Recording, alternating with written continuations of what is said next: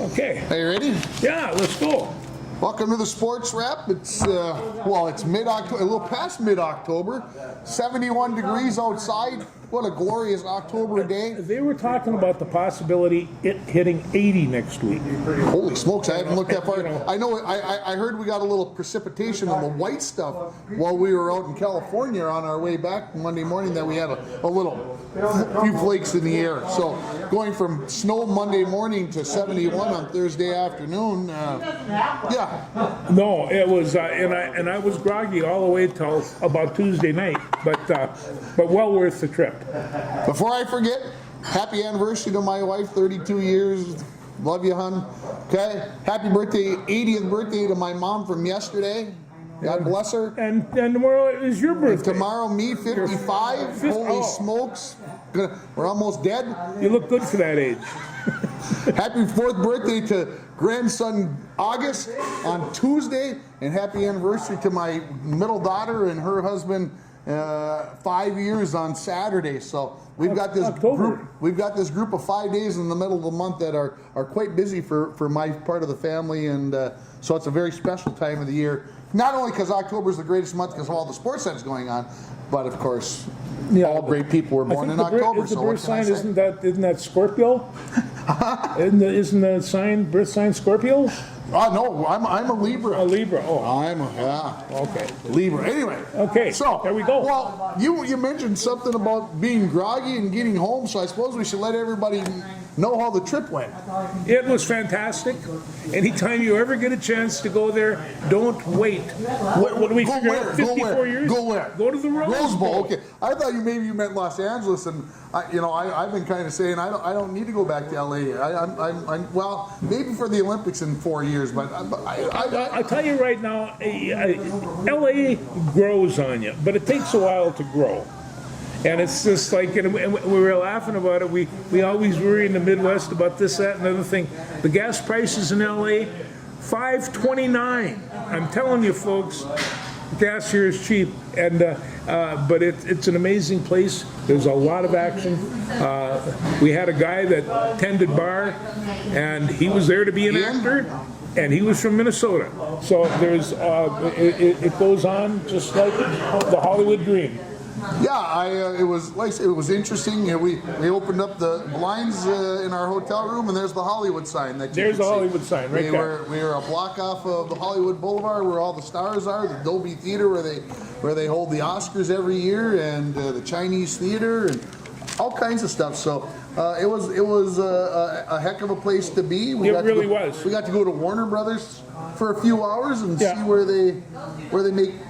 Well, they make fake things happen, fake things happen, I guess. Well, that's what they said. Everything is smoke and mirrors. And boy, I'm telling you, after what they showed us, everything is smoke and mirrors. You can't believe the thing. On the other hand, when they have some of these great actors putting together Batman scenes, it's quite amazing. So, I suppose we should talk maybe a little about the game, because we are a sports show, and we haven't even really mentioned. Let me just bring this up a little bit. Their ranking this week is well, that's another thing. Yeah, that's another thing. They're at 9. And in the Big Ten? In the Big Ten. So we're going down, and we're starting with Oregon. Hey, Oregon, what a game! And they're talking about a number of they put out too many men on the field. They cheated. They cheated, Tim. Never trust a duck is what I learned, because they don't give a flying a duck. Not yes.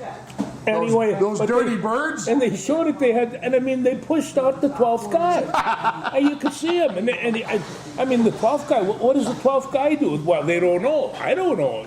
Well, in Canada, he's a very integral part of the team. But yeah. Anyway. And so they took the 5-yard penalty, and they lost the time. And they lost the 4 seconds. Lost 4 seconds.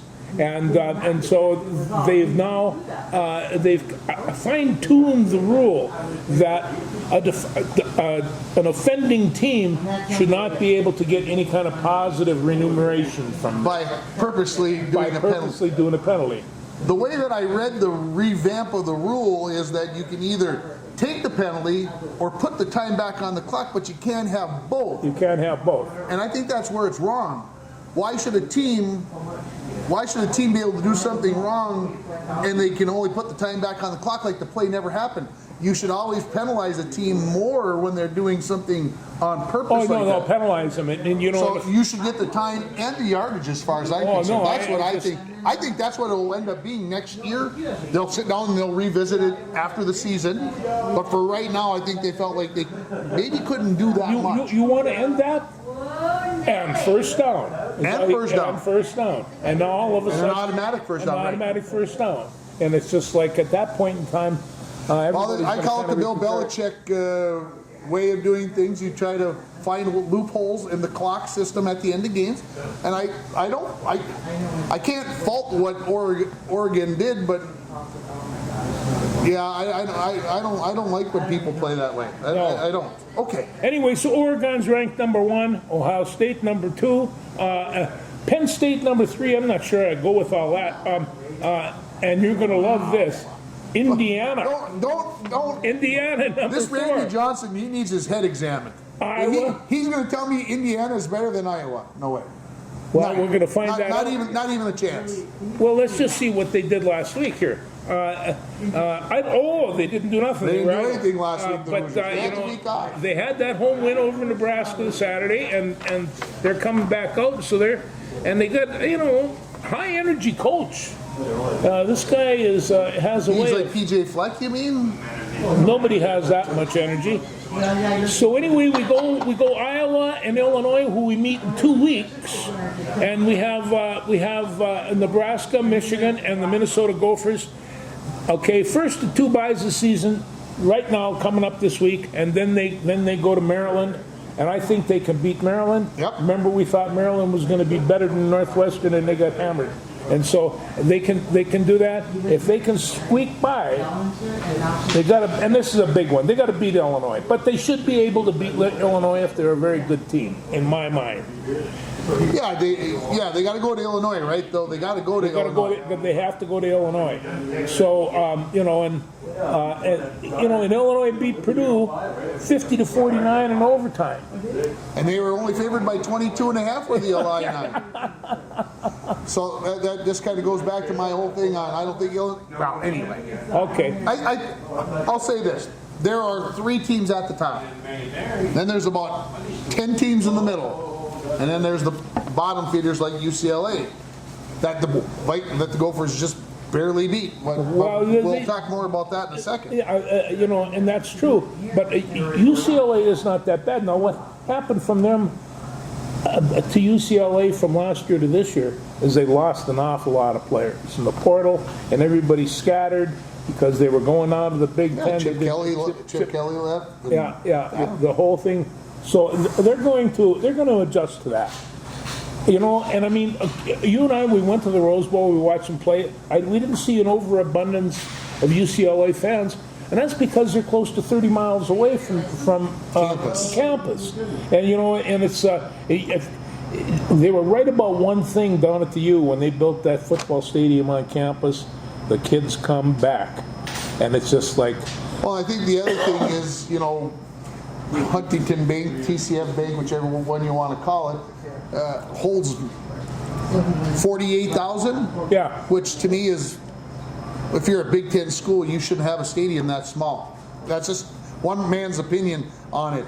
But where the program was at, that was the right call.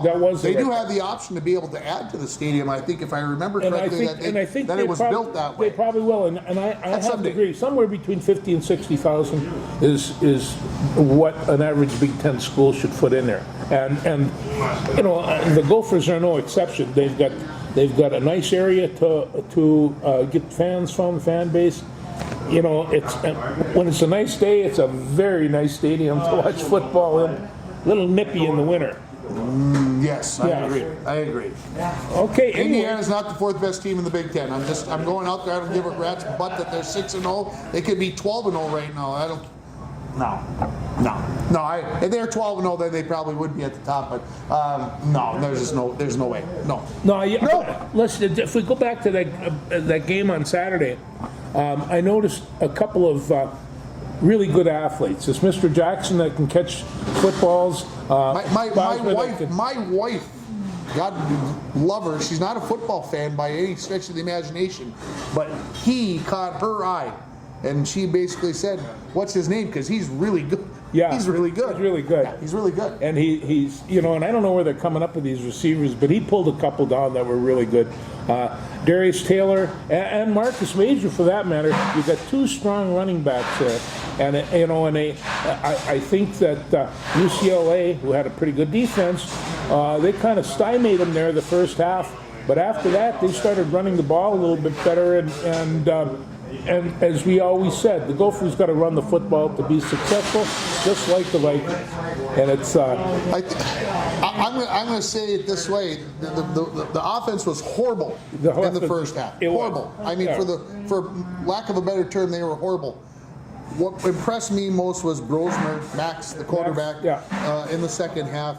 Especially if you go back, if you've seen the winning touchdown, watch how they put the guy in motion, cross the formation, and he goes to that guy, and then he went to this guy, and then he knew that Darius Taylor was going to be going out here, and he got to his third option, and the pocket's collapsing, and he just turns and he just throws the ball out of the corner of his eye type of thing, and he hits Taylor in stride, and a beautiful 9-yard sideline pass. It was just right there, but he knew where that ball was going when he started looking around. Yeah, he knew he wanted to take those two looks. Yeah. And I think he also wanted to hold that linebacker in place because the linebacker was going to have Darius Taylor man-to-man. And you can see he took one step this way, and as soon as Brosmer saw him take that one step this way, and the ball was going back this way, it was over. No, the linebacker should take the first man out of the backfield, and Darius Taylor was, but Taylor also knew what to do with it after he caught the ball, and caught the ball well. I love running backs that can catch, and Darius Taylor is one of them. And there's several other, you know, really good receivers on this bunch. They got a nice big tight end and some other people that they can throw the ball to. But Big Max, they punt the ball. There's 2 minutes and 30-some seconds left. They punt the ball away. At that point in time, I wanted to jump out of the stadium, and they put that sucker right on inside the 5-yard line. And UCLA just couldn't do anything about that. I mean, they couldn't do a thing. Yeah. And it's who was ever thinking about that and coordinating that afterwards, I thought, oh, I'd go to one of your lectures, because they knew that. And then Max turned around, they got the ball back, cool, calmly, and collectively just played that field like a fiddle. And he was, you know, at the end when he threw the touchdown pass, there was no doubt in my mind they were going to score when he sent them, bring them down there. They had, you know, it was going to be a fumble or an interception to stop them. But, you know, there's no doubt that they were seriously on the move, and they you know, put her in the end zone. And that's not to say UCLA didn't even try after that. They did have a chance, because your good friend Coy had to make the interception at the goal line. Well, speaking of Coy, let's talk about Coy for at least a minute. Okay, he's the true freshman safety. He's from Esco, right down the road a piece. An incredible athlete. He's 6'1", 190, maybe 200 pounds. He can sky. He's got just incredible leaping ability, running ability. He had a pulled hamstring this spring, and he couldn't sprint, and so their relay team couldn't make it. So he won the state tournament in the long jump. He's just that kind of an athlete. So now he's a freshman. He's got 4 picks on the year. The second time this year that he was Big Ten a defensive back, irregardless of what class he's in. And this week he got the national a national award for defensive back of the from the Jim Thorpe Award. The Jim Thorpe Award, which is, freshmen don't get this, you see. Top NFL prospects get this, and so they have themselves a real gem. And he returned kicks and punts to boot. I didn't see a time that I look up and I thought, who made the tackle there? And at the bottom of the heap, up comes number 3. And he was hitting the hole every time. That's what kind of cost him as I slowed it down and watched. UCLA when they scored that long touchdown over my new friend Ethan Robinson. He had to take them all the way for the other side. There was no safety there. And there was just a great big hole because the safety was up beating heads, whereas, he's a safety and an athlete and all that. I think intellectually, he's a lineman. He likes to hit people. We've been known to embellish things every once in a while on this show, but this is the honest-to-God truth, folks. I'm going to say this. The first play of the game that the Gophers are on defense, Parrish is not on the field. And your buddy over here, my good friend to my right says, "Where's Parrish?" And I said, "Well, he obviously isn't starting the game." And he's like, "Well, do the coaches know something that I don't? He should be starting." I'm not kidding you. That's the exact conversation about how it went. Anyway, needless to say, Parrish was in on the second play of the game. He didn't start, but I would say he probably played 70% of the snaps probably on defense in the game. Yeah. And I know for all the punts. And one of the guys got hurt midway through the game. That probably necessitated why he played so much in the second half. But I don't think I think he's held himself very, very well. No, and the guy he's replacing is a real fine football player, and so none of that really surprises me. The thing of it is that I thought, well, I don't know how much playing time he's going to get this year. He's a freshman, and then I actually saw him play, and then I thought within about 5 or 6 plays, he reminded me of Ivan Pace from the Vikings. He was just in there, and he's small compared to the rest of those guys, but just as tough. And he takes a shot, he twists the knee, he bends this and bends that. He kind of a rubber band man. He pops right up and goes to town. I am looking forward to watching this young man play football at every opportunity. And like I say, we watched the Rose Bowl in person, and I came home and I had it recorded, and I watched him, and I just like, oh, you really are good. Anyway, so much for Coy Parrish. Remember the name. You will be hearing it for a long time. All right, so I said this. I told Eli this before we left on the trip. I told my wife before the game this. It didn't matter what the Gophers did on Saturday. Win, lose, or draw, it didn't matter. We were at the Rose Bowl. That's my question to you is, yes. was it everything that we thought it would be to be at the Rose Bowl? I think I underestimated. You had to have a feel of what it was like for the people in 1962, for Gopher fans in 1962, to walk out of that stadium. The stadium itself is magnificent. Don't get me wrong. But we have a lot of nice stadiums in this country. But the Rose Bowl, as Keith Jackson says, the granddaddy of them all, and they've updated it, and they have light shows. It was just a fun experience. There's really not a bad seat in the house in terms of watching football. It was meant to be watched football in. Yeah, all the seats are angled in towards the middle of the field. So you're always looking that way. We sat on about the 5-yard line. If you look straight out, we're about between the 5 and the 10-yard line. On the right-hand zone, if you're looking at the TV on the right-hand side, we were in the midst of thousands of Gopher fans. A few Bruin fans as well. You were sitting right next to one. I was sitting next to one, and the Bruin says, "Boy, there's an awful lot of red up here." And I looked at him, I says, "It's called maroon." And there were an awful lot of maroon and gold, and I had a jersey that was tribute to the great Bronco, and I'm walking out and somebody screamed, "Hey Nagurski, hey Nagurski, where'd you get that shirt?" And it's I could have sold countless Bronco jerseys at that place. I was an elderly gentleman having a really good time. Gophers didn't start playing real well until George put on the Nagurski jersey. That's true. So, Broncos karma. Broncos karma. You had to have a little Bronco karma. Had to have something to do with it. Yeah. Here's the observation, maybe the biggest observation that I made, and it took me till we've probably been at the Rose Bowl for like an hour. That the seats, well, they're pink, or should I say they are rose-colored. Rose-colored. All of the seats that have backs are rose-colored, and I never noticed it on TV, and it took me about an hour until after getting there to even put that into my brain.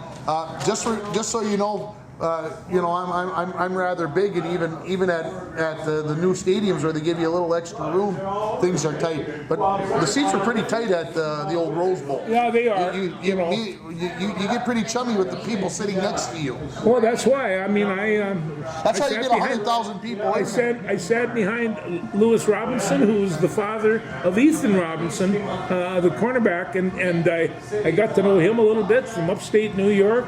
His kid is a fifth-year graduate student from Bucknell. I don't know how good a school Bucknell is, but I'm wagering I couldn't have got in. Just guessing. But he was a very, very proud father, and well, he should be.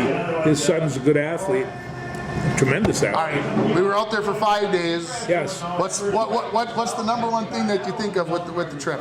What if we've been home for 3 days now, 4 days. I hate to be mundane about it, but walking into that stadium and seeing that field, I had goosebumps, and it was 82 degrees. Just to walk in the initial sight of that field, and even from the outside, you look at Keith Jackson's statue and Donahue, what was his first name? Terry Donahue. And and you see all these tradition and legacy, and you're going into a stadium that was built over 100 years ago. And I love Southern California in terms of events.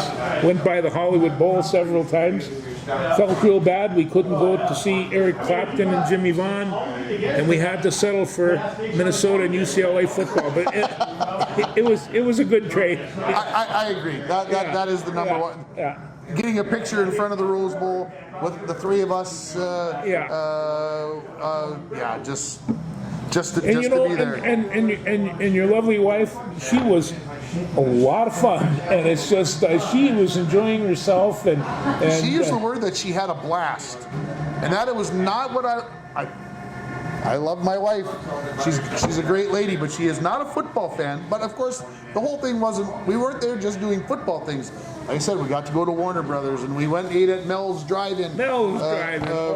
And we got to it. The only regret that I have is that we did not go watch Hollywood High School, which was about 2.5 blocks away. They played at home on Friday night in a football game, and we didn't go down and watch. No. That is the only thing that I wish I would have, even if we only went and watched a quarter, just to say that I went and watched California high school football live when I had the chance and didn't. But we met a guy from Forest Lake. His name is Eon. He's a bartender at the Lowell Hotel in Hollywood, and he's there to be an actor. And so we spend time with him. But he's from Minnesota. The Minnesota people, from one end of the place to the other. We went to an incredible Mexican restaurant in which, I don't know, 100, 150. I'd say 150 people probably there, maybe, in that vicinity. With a mariachi band and everybody swinging and dancing. Oh, no. Good food? Great food.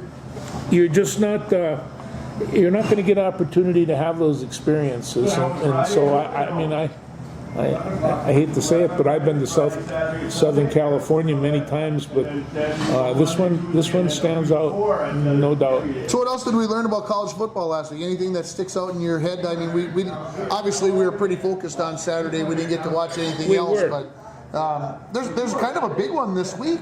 There is with Texas and Georgia. Well, it is, and so this is the time for Texas to put our arm around. We are number one, and Georgia is thinking before you do that, you got to beat us first, and so this is going to be a dandy clash. There's no two ways about it.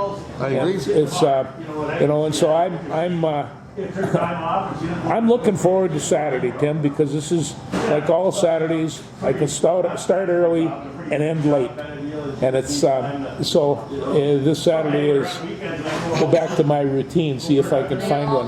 Last week but you had your phone. We watched the Bronco game the night before. We did all kinds of stuff like that. So we were never far apart from football. We sat in a Dave and Buster's that had 9 TVs on one wall, 7 NFL games on at one time. It was a football fan's delight. So kudos to Dave and Buster's for putting up with us. Not only hosting us one day, but twice. Yeah, because we had to go back to So anyway, they were great kids that served us, and I had a really good time there. We don't get a chance to go to these big city joints anymore, and at least I don't. That was fun. That was fun. Good, very good trip. Yeah. All right, let's talk about our Vikings who had the week off last week. Yeah, off the bye, coming up and taking on the Lions. The Vikings made a trade. Yeah, they're bringing back Cam Akers. Well, they needed another running back because I'm going to tell you right now, I'm not sure that Aaron Jones is going to be back with them for a while. Okay. And so they're lifting that, but he's not. Aaron Jones isn't going to be there. I'm not sure what's happening with T.J. Hawkinson. He's eligible to play, but they're going to play next Thursday. And so I don't think that he's going to play. And let me see. No.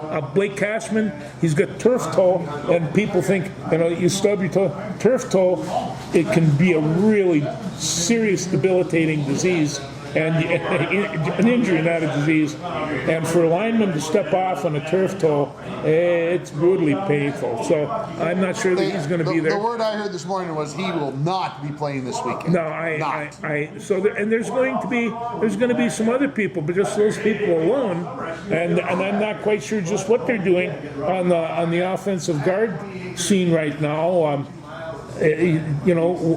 One blocks passes pretty well, and the other one drive blocks pretty well. But you can't have them out there at the same time.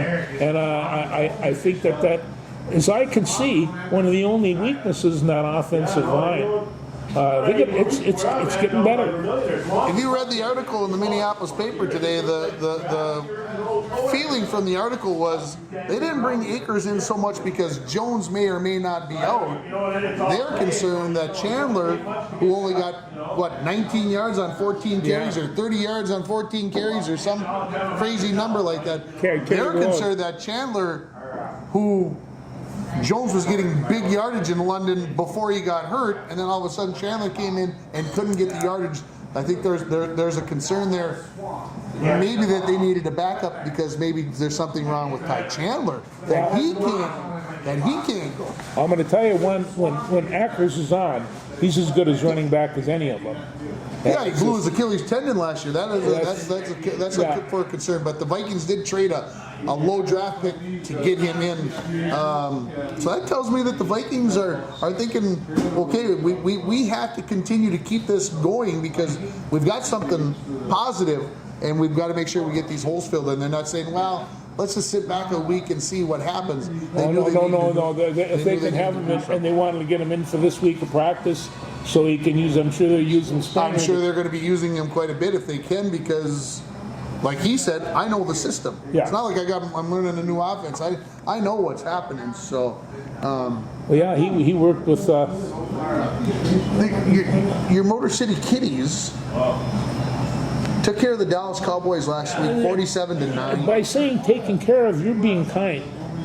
Well, there's some verbiage that this is a family show. I'm not supposed to be, that whole duck thing that I did about 25 minutes ago. They kicked their cowboy tushes, and it's and I mean, I knew Detroit is good.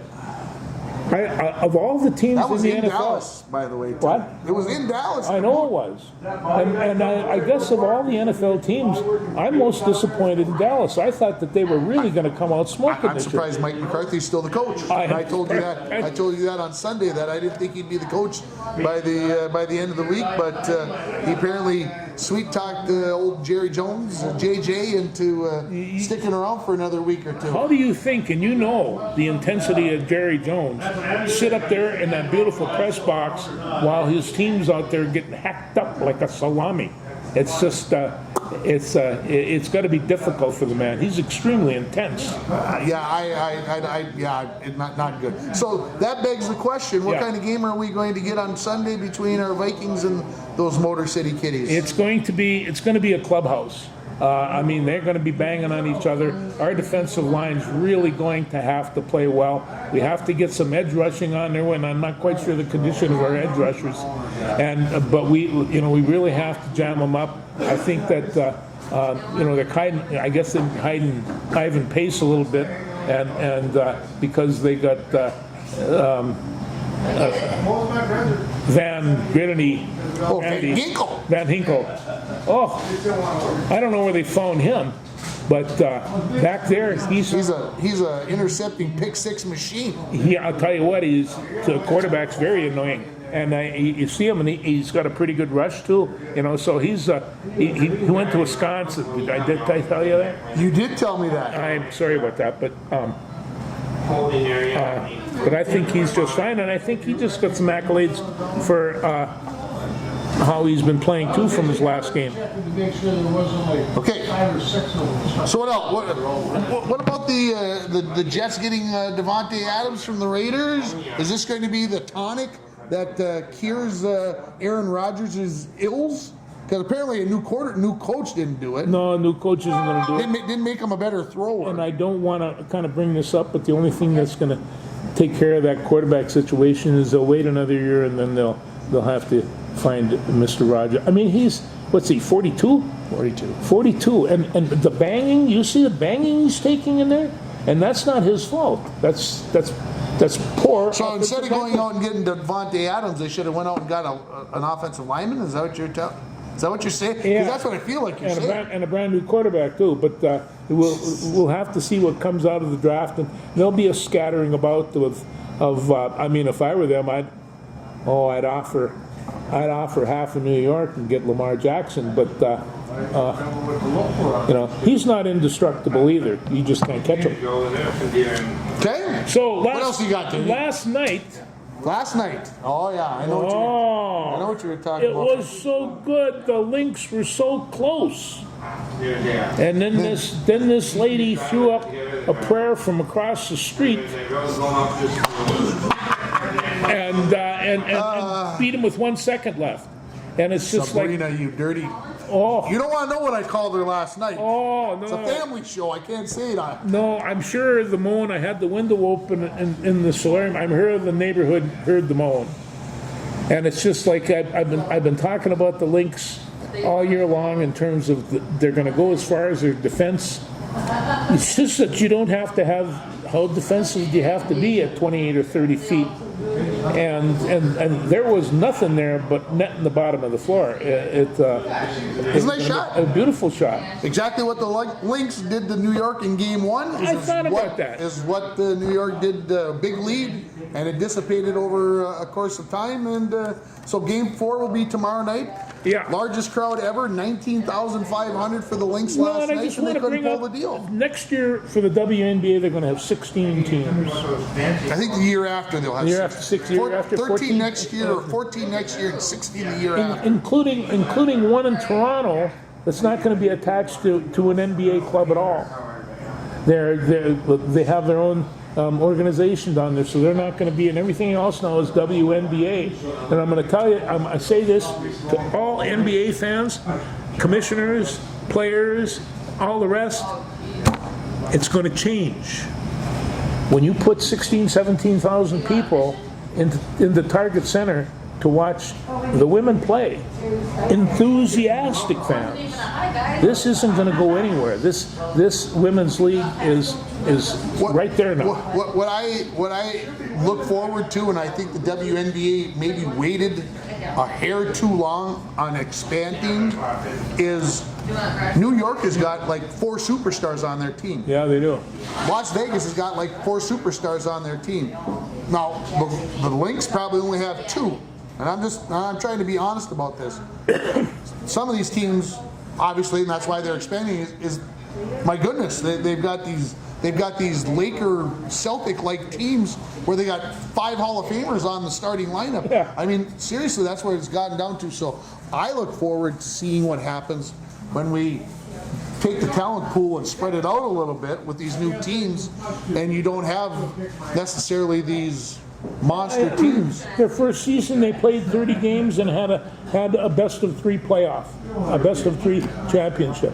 And they're not going to do that anymore, because if they can throw 5 games and fill up those gyms, arenas with that, they're going to do it. Next year it'll be 3 in the first round, 5 in the semis, and 7 for the finals. Yeah. They've already expanded the regular season to 44 games. I'm telling you, so the money is there. You better start taking the women serious, because that's a serious sports league, and I'm all for it. I just think that to have this happen as quickly as it's happened, and there was even my friend Patrick says, he says, I was a soothsayer. He says, This was, they were never going to be like as popular as a man, and then not so.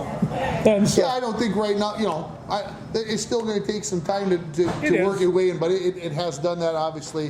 The Caitlin Clark, the NCAA effect of what's going on definitely is a big deal. And Caitlin Clark, she kind of gave it a little spark for her, but there was a ton of talent in this year's class, and when you expand to 16 teams, I think you're gonna dilute this talent and get these. Everybody's going to have a little something in that, and I think that you watch the athletes and they're playing, and then you watch their commercials.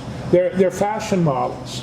They're 6'5" and they're dressed up in some of the finest clothing that New York can provide for them. And they're young, they're beautiful, athletic, and they're wearing these clothes. They're going to be just like every other athlete. They're going to make as much, if not more, money off their advertising as they ever do. I mean, absolutely. I don't know how many T-shirts Caitlin Clark sells, but it's quite a few.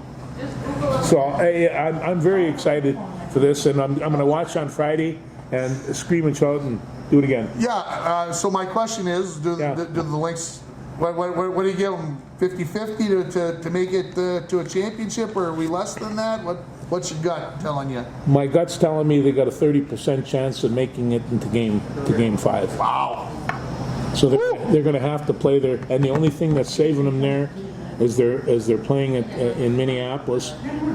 Those New York girls, they're mean. They knock people over. They set picks. They early in the game, New York wasn't in it, but they ramped up their defensive pressure starting in the second quarter and changed the complexion of that game. Yeah. I have to read this to you, folks. I was just snickering a moment ago. Minnesota Scores posted this. We are painfully aware of the latency the last few Fridays, and again this morning with their website. We've added 25% more hamsters and made their wheels twice as big this afternoon. I tried to go online last night to get the scores, and it just spun. It was just like nothing would update. I'm like, oh my gosh. That tells you how many people in Minnesota were watching the scores for high school football last night. It was insane. It was the last night of football, except for the 6A schools. A lot of the 6A schools are playing tonight. And then they're having a big prep on the internet. They're having a big, here's our playoff bracket, the 32 teams for the 6A. I'm just like, it's gone crazy, the football. Oh, it has. And, and I flashed down my website down to statewide and go through 6A, 5A, 4A, and you think, all these schools, and they've got very powerful football programs, and it's, sports is still, it's still a motivating device. It's an educational device. There are some things that we'd like to see clean up, like injuries and stuff like that. For football, that's very, very difficult because it's a brutally contact sport, and it's that's kind of what I enjoyed about it. And and so, but right now, a lot of people are participating. A lot of students are participating, and I'll tell you, if you have a kid that's on the athletic field, he's going to do better in the classroom. He is going to be more involved in a school, and he's going to grow up to be a better person.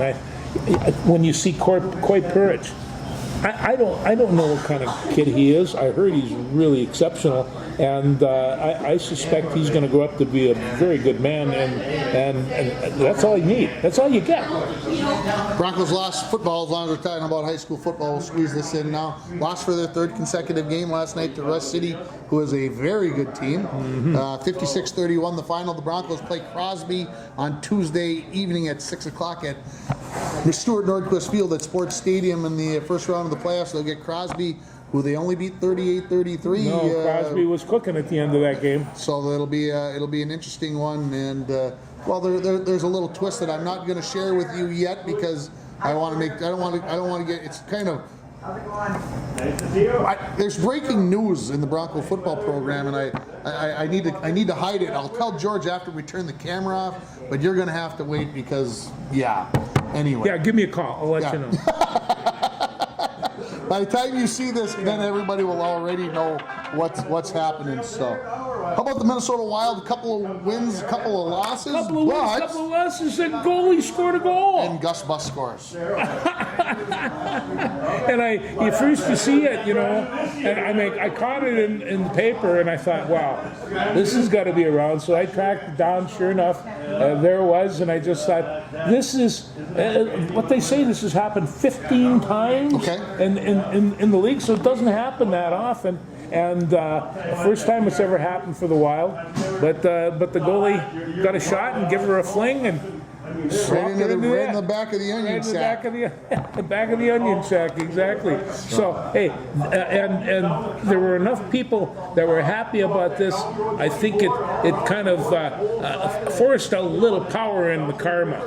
Maybe the Wild are going to be all right. And I think that they're carrying 3 goalies. I have no idea what that's for. They're dealing with some injuries. Eric's neck broke a nose, and Spurgeon, the hip that he had fixed last year is not responding well. So there's some injury concerns for the Wild, but they'll keep plowing on. Can you imagine having hip surgery and then go back and skate in the NHL? It's all hips. Timberwolves gave up 71 points to the Chicago Bulls in the first half of a preseason game last night, and then almost came back and won it. Well, this is somebody said they have to learn to live without Cat, and so they've had to make an awful lot of adjustments, and I think Rudy's had to make adjustments, but every year Rudy kind of starts out a little bit slow, and then all of a sudden, boom, and he's defensive specialist anyway, but I think he's had to take on a little bit more work ethic, because they're replacing a really good basketball player. It must have been fun to be in New York and watch Cat play the boys. Yeah, when they played last week, and Cat and Ant swapped jerseys after the game, and all that other nice stuff. Well, those boys spent a lot of time together. They're all good friends. What else you got? Let's see here. I can tell you while George is looking that the Loons are in the playoffs, in the MLS playoffs. They got one game left on Saturday coming up. They need to assure that they don't have to play in the play-in game. That's all that I ask them. So go out there and win.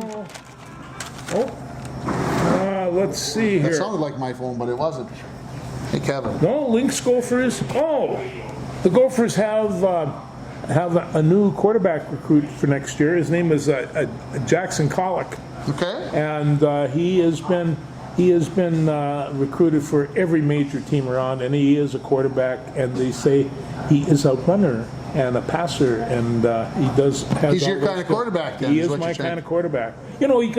When you're in the backfield, you got a halfback, you got a fullback. Sometimes quarterback, what's he really do? Throw the ball around, stuff like that. I like a quarterback that'll work a little bit and bring you in some yards, like a Roger Staubach. There you go. Yeah. Gopher men's hockey versus UMD men's hockey on Friday and Saturday night at the old Amsoil Arena. So go Dogs, and we'll see how things pan out this weekend. Minnesota's ranked number 5 in the nation, so the Bulldogs, we'll see if we can take them down. Well, and I'm not sure that anybody knows exactly just how good the Bulldogs can be at this year. Because they definitely have talent. They definitely have young talent. We'll see if what happens. Minnesota's got lots of young talent, too. They do. So they do. It'll be fun. I'm looking forward to Friday night, sitting in the stands. You're gonna be, we got tickets for Friday night, so yeah, we fit that in for somebody's happy day, you know. Yeah, I don't know why they treat me so special. My wife's like, yeah, we're going. yeah. That's They use me as an excuse to that why we had to go get tickets. So I appreciate her when she says yeah. those things. And if it wasn't your birthday, you'd still be there. So don't have me that. So. All right, we got to wrap up because I got to get Eli a hockey practice. I'm probably pretty close to late. So, thanks everybody for letting us banter about what we do, and we'll talk to you next week. Banter later. Thanks.